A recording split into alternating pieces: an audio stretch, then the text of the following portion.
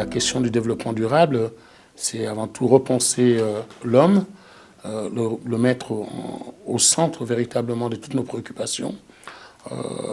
Les hommes que nous sommes sur cette planète, que nous devons aider et protéger, nous devons aussi l'aimer. Donc il s'agit avant tout de ne pas passer notre temps à rejeter cette terre et à en dire du mal, mais c'est d'en tirer les meilleurs. Il s'agit aussi de changer notre rapport à ce monde, nos modes de production, nos modes de consommation. Et il s'agit surtout aujourd'hui, on voit bien, d'une question essentielle qu'on m'a confié Jean-Louis Borloo comme mission, d'essayer de voir comment est-ce qu'on peut rééquilibrer les choses dans le rapport Nord-Sud. Lorsqu'effectivement Jean-Louis Borloo me présente cette carte du monde prise la nuit par un satellite, on voit que ça correspond à la carte de répartition des richesses. Finalement, le Sud et l'Afrique singulièrement est plongé dans le noir, à part un peu l'Afrique du Sud, l'Afrique du Nord, et bien évidemment les pays occidentaux et au Nord, eux, sont éclairés. Et en disant il faut absolument résoudre ce problème de la fracture énergétique. Et il faut faire en sorte que tous les pays africains, précisément parce que c'est eux qui produisent le moins de CO2, précisément parce que c'est le continent qui a le plus de biodiversité, qui a le plus de richesses, c'est là qu'on va chercher les ressources naturelles. Et c'est en même temps le continent le plus pauvre, il n'est pas possible qu'ils n'aient pas accès à l'énergie. Alors, et puis faire face aussi aux retombées de ces problèmes climatiques. C'est le continent qui a le plus d'inondations, c'est le continent qui doit faire face à véritablement des problèmes de misère aussi, et par exemple à des grandes épidémies, à des situations de famine inconcevables.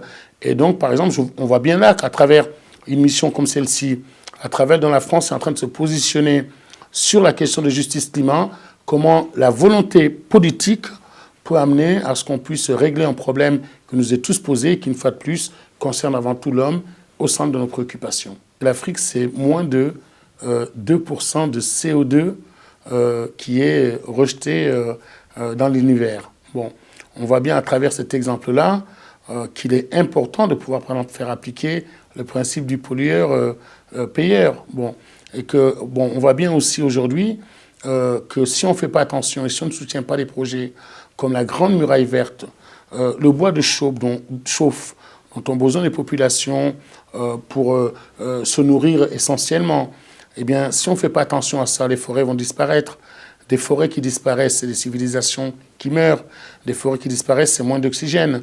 Des forêts qui disparaissent, c'est aussi, bien évidemment, l'avancée du désert. Et on voit bien aujourd'hui que sur une question comme celle-ci, à terme, c'est aussi des réfugiés climatiques. Et ça a des conséquences dramatiques en termes de déplacement des populations. Et c'est aussi des pressions migratoires, y compris sur les pays développés.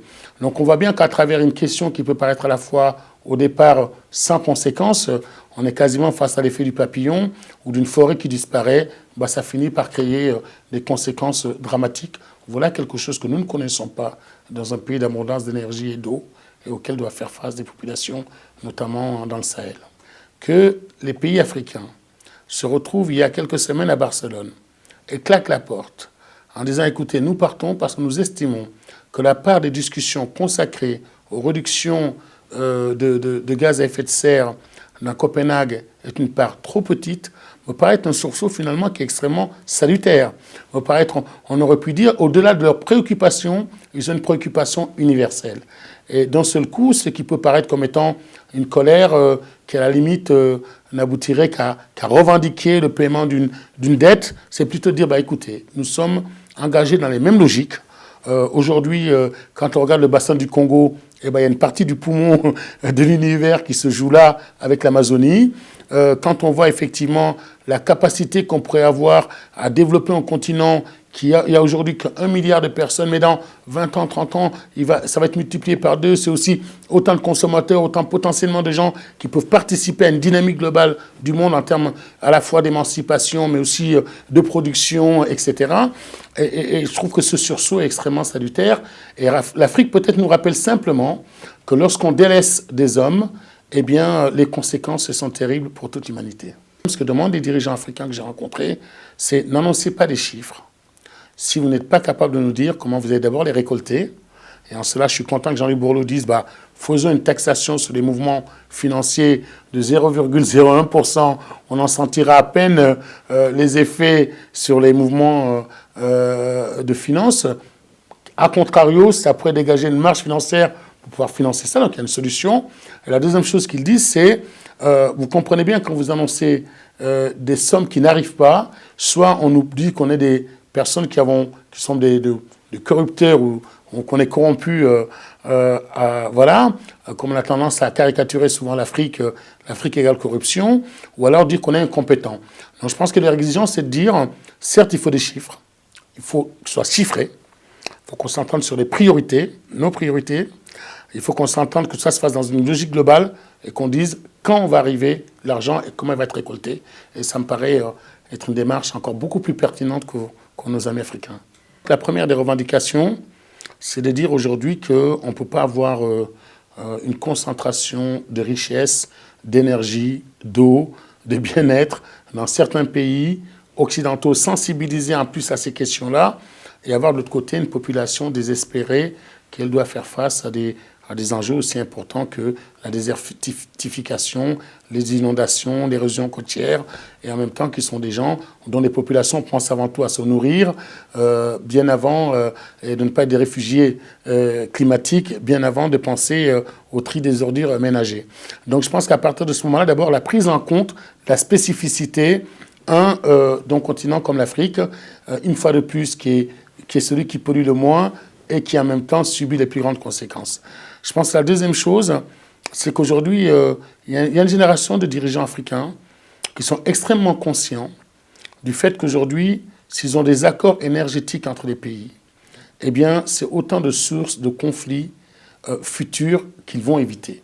On est certain aujourd'hui que la rareté de l'eau, la rareté de l'accès à l'énergie vont entraîner des convoitises terribles.